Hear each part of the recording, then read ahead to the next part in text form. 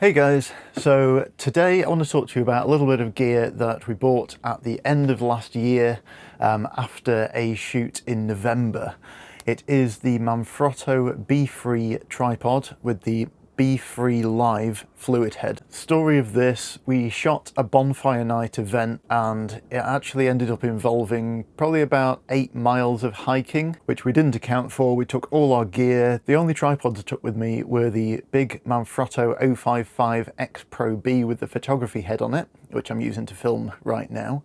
And I took the Benro Travel Angel with the S4 head. And after 8 miles with those two tripods on top of the rest of the kit, it got so heavy and it was raining, it was wet all the time, it was windy. We just ended up, when we got to the actual shoot, we were absolutely miserable from carrying all this gear around.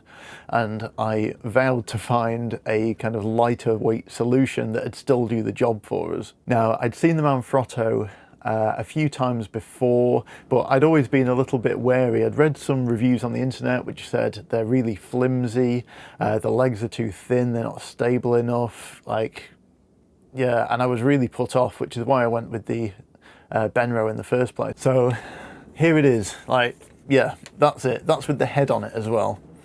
So this has got to be the smallest, lightest tripod I've ever used, let alone bought. Give you a sense of scale, that is it, and that's a Sony A7 with a 35mm on it. So yeah, there's nothing there really, it's fantastic. Now the folding design of the legs is such that it's one of those where it kind of, instead of on the traditional Manfrotto type where the center column extends downwards into the legs and you fold the legs inwards, this is like the newer design where the legs actually fold around the head. The advantage of that is when you come to use it, it's probably going to focus on that now, isn't it? When you come to use it, the center column is already extended, and if you want the extra height, which I do pretty much all the time when I'm using this tripod, it's so much quicker to set up than having to unscrew, extend the center column, extend the legs, and the rest of it. So this is probably about just under half the weight of our other tripods, which makes it absolutely ideal. It's super small, it's got a really kind of small footprint, and the kind of flush design where the legs fold round means you can shove it in pretty much anywhere. I've got a Lowepro BP 450 AW Mark II backpack, and I've found that actually instead of using the tripod holder, if I use the water bottle holder which came with that backpack and the tripod straps, it sits perfectly into the water bottle holder and I can strap it on with one strap and then it's super easy to take out. That's how small this thing is. Some of the reservations I had about this tripod were the kind of thinness of the legs, and I'll show you the kind of thinness of the last section now.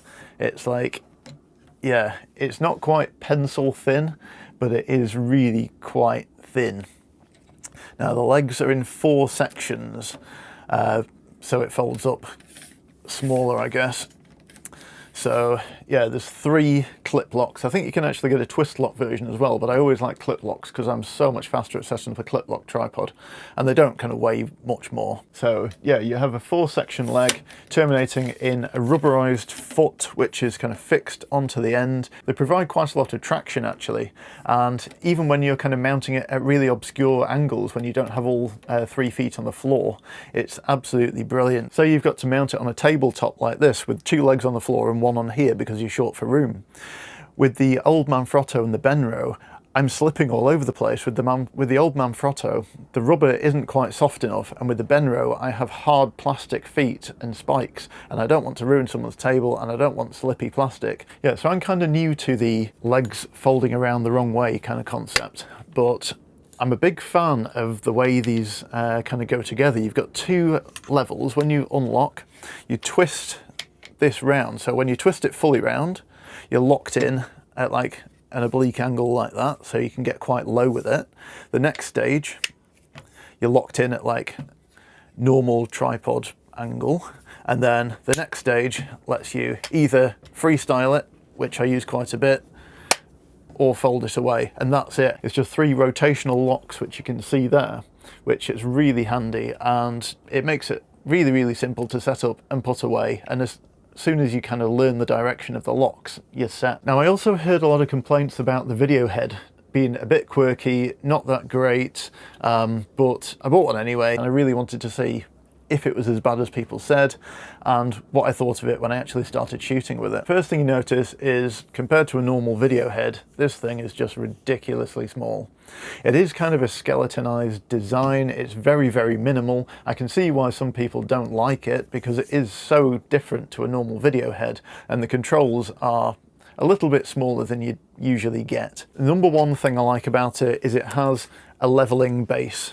So if you set up your tripod, legs full extension, and you're not on fully even ground, you can start by just leveling it up using that, and there's a little spirit level there to do that with. So I love that. Oh, that saves me so much time. And that's on like a ball head mechanism. Then you twist that, and then the axis locks. There's one here, which is your pan axis.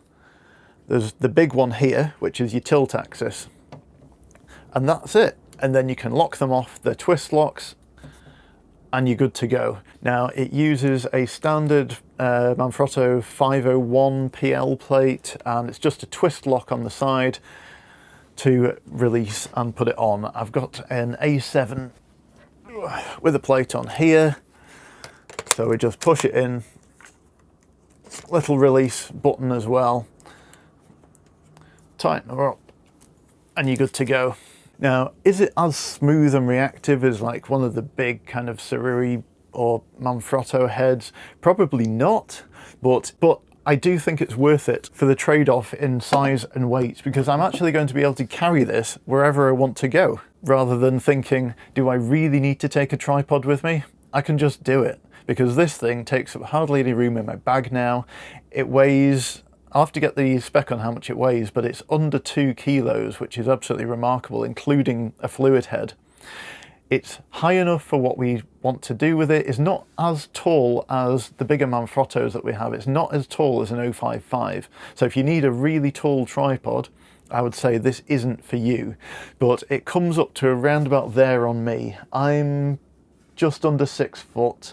So yeah, it's probably about 5 foot, at full extension with the center column and an A7 on it. You're probably getting about 5 foot. So if you can put it on top of something to get a higher angle, great. If not, you probably want to look at something a little bit taller. These are primarily made for travel, to be lightweight, but I find I just need to be able to get the smallest, lightest equipment possible in the simplest manner that's the quickest to set up and take apart again. No messing about. I don't want to be carrying some massive Hollywood cinematography tripod around with me, because I'd just get knackered in like 2 minutes.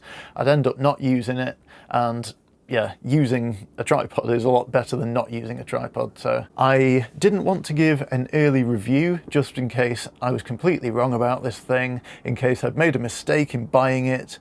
But I think I've done 8 shoots now, where I've had to follow people around, I've had to find angles in crowded rooms.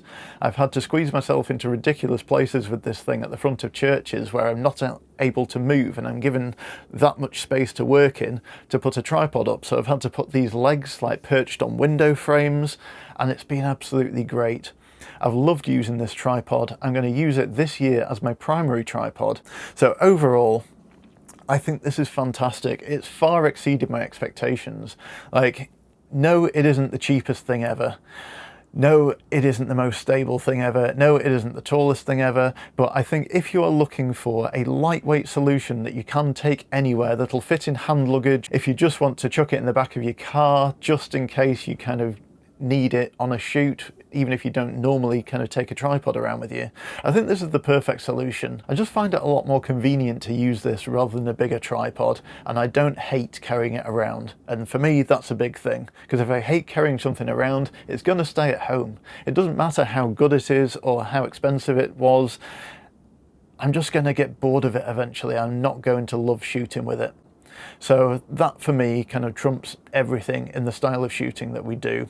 I mean, this tripod with an A7 and a little prime lens and I'm good to pretty much shoot anything, and I think that's absolutely amazing. And for me, having fun with photography and filmmaking is what it's all about, because I love it. It's more than just a profession to me, it's more than just a hobby to me. It's something that I really kind of connect with, and being able to do it reliably with some decent kit that I enjoy using rather than having a load of complicated stuff just makes it a lot more enjoyable for me, and I can get the pictures and the film that I really want to shoot. And that is it for me. That is it. So I hope you've enjoyed this review of the Manfrotto Befree tripod and the Befree Live head. I'll put a link down below so you can see the actual weight of it, the dimensions. Let me know in the comments if you know of a better, lighter weight travel solution than this. I'd be more than happy to look at that. But for now, I absolutely love this. So thanks for watching, guys. Don't forget to subscribe and like this video. Let me know in the comments if there's any kind of films that you'd like me to make in the future. And I'm also going to use some of this footage again because I've been testing out some gear, filming this video, which I think you're going to like this comparison. So thank you very much for watching, and I'll see you next time, guys.